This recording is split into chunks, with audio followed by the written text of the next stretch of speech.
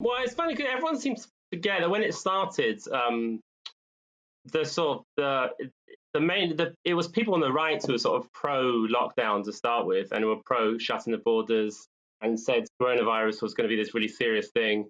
Not on the right, but it was amongst the sort of right wings seen on Twitter, and it was the same people who then became very pro-vaccine and pro-mask and said everyone should wear masks, masks outside. They were initially saying, "Oh, this is no worse than the flu," and in some cases there was the argument that racism is actually more dangerous than COVID. In New York, there was, let's go down to Chinatown, and in Florence, there was a hug a Chinese person day to show solidarity. It's just to show that this wasn't really a serious matter. And then it's kind of flipped, and it became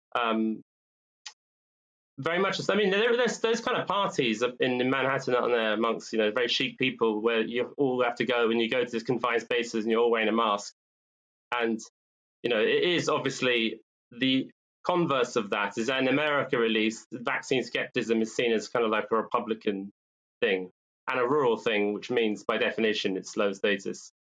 But these are completely, they could be completely the other way around. They're completely arbitrary. I mean, the point I made in the article is that, the vaccine came very close to being approved before the election, and had Trump won, and had the vaccine been associated with Trump, there's no reason why the vaccine hesitancy couldn't have become a Democrat thing. It could have gone the other way. People would just sort of follow their tribal instincts. Yeah, no, you were right on that. Kamala Harris said that she wasn't going to be sticking any Trump vaccine into her veins. She had no idea. It's like as if he was like the Monster Mash. He was working in his lab late one night and just cooking it up in the Oval Office, and she wasn't going to be shooting that juice inside of her.